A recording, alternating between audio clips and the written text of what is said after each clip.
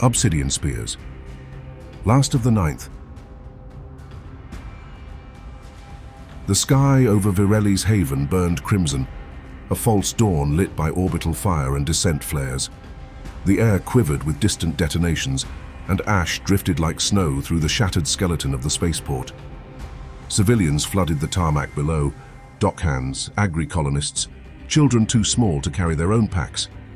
Shuttles screamed into the sky, their contrails cutting silver gouges through the ruin.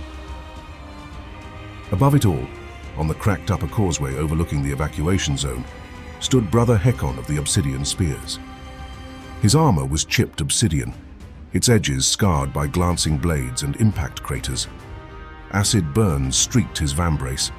The deep gouge across his breastplate exposed the glint of ceramite beneath. He crouched behind a shattered vent column, scanning the approach for movement, one arm cradling his bolter, the other limp and blood-soaked from the shoulder down. He placed his helm on, then touched the edge of his chestplate, where names were etched in careful grooves. His fingers brushed across Vaka, Pira, Talai. No words, no prayer.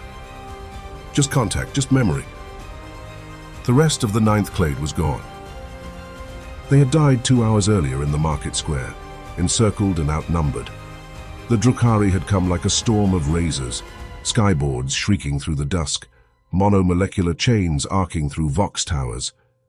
Hekon's brothers had stood shoulder to shoulder, bolters braced, locking shields and firing until the first ranks fell dead or shrieking. And then the chains came. Captain Tammon's last words still rang in his Vox buffer. Make them regret our silence. Now only Hekon remained, holding the high ground over the last functioning shuttle pad. The gene seed of his fallen brothers, extracted in haste and grief, rested in a stasis cache beneath his cracked breastplate. The future of his chapter, their rebirth, their vengeance. And below, human civilians still ran for the last flight. A girl darted between smoking barricades, dragging an older man behind her, thin legs straining. A boy followed, lagging, glancing up toward the crumbled causeway. He saw Hekon. Even from distance, the child's eyes widened, not with fear but hope, a giant in black plate unmoving, watching. Hekon returned a single nod. Not a promise, a vow. A sharp hiss, then laughter high and metallic echoed across the broken scaffolds. The shadows stirred. Drukhari, filthy Xenos that fed on cruelty, slaughter and fear. Well, Hekon thought to himself, he would provide plenty of the first two to them. They came from the twisted corridors like phantoms, hellions on howling skyboards, blade slingers vaulting between girders, warriors cloaked in shifting skin-tight armor that shimmered like an oil slick. Their movements were impossibly graceful, murder woven into dance. Another left alive, one of them chittered in its barbed tongue, voice filtered through a vox splice. Alone, how dull. But we haven't played this one, said another, its words broken by static laughter. It still has teeth. Let's pull them then. Hekon rose, 73 bolt rounds left. His bolter barked, 3 sharp retorts. The first Hellion exploded mid-flight, its board spinning into a pillar. A second took a round in the throat and vanished in a spray of violet ichor. He adjusted, tracked right. A Shrike-masked warrior tried to flank him. A bolt blew its leg in two and it fell screaming. 61 rounds. He fired again. Short bursts, precise, no wasted rounds, 37. This was no desperate act. This was control, discipline, 15 rounds. A chain hook slashed low, catching his ankle and yanking him off his feet. He crashed onto the deck, his wounded shoulder flaring with pain. A Drukhari pounced, daggers raised, face etched with ritual scars. He grabbed its wrist mid-strike, bones popping under the pressure of his gauntlet, and slammed the creature into the ground. Then his gladius punched upward into its neck, twisting until it spasmed and went still. Another volley of shard fire raked the railing. Hekon fired again and again, 7 rounds.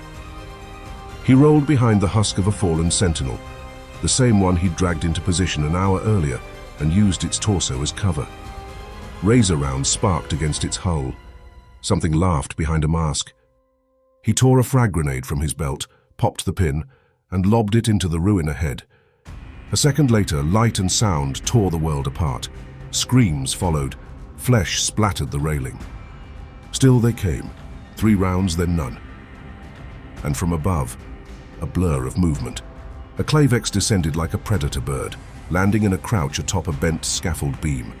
Her armor was coiled and segmented, painted in shell-like patterns that shimmered between green and black. Her mask bore coral etchings like ocean spines. She looked down at Hekon and raised her clave, a massive 2-handed blade that hummed with void energy. She inclined her head, an elegant, mocking bow. "Come then," she purred. "Let us make an end worth remembering." Hekon let his bolter fall. It clattered beside him. He stood, drawing his gladius once more. It was dulled, nicked along the edge, its hilt soaked in blood, but it was ready. As he was. She moved first, faster than he could track. Her clave cut upwards, scoring across his breastplate and sending sparks. He turned with the blow, countered with a thrust. She twisted aside. Blades kissed, parted, kissed again. She whispered in her tongue as they circled, laughing when she drew blood. "Do your dead brothers sing in your bones, Monkey?" she taunted. "Or did you bury their voices with their guts?" Hekon didn't reply. He let her circle, let her get close. Then hissed. The venom vent in his helm deployed with a click, and a jet of acidic spray hissed from his grill, striking her mask full on. She shrieked, stumbling back, clawing at her helm as it melted inward. He closed the distance in 2 strides. His gladius slashed across her stomach. Armor split, blood followed. She slashed back wildly. Her clave grazed his side, cutting deep. Pain flared, but pain was familiar. He pivoted behind her next blow, kicked out her knee and drove his blade toward her spine. She twisted fast, too fast. Her clave came in low up through the gap in his thigh armor. It sheared tendon and muscle. He fell with a cry, blade still lodged in him.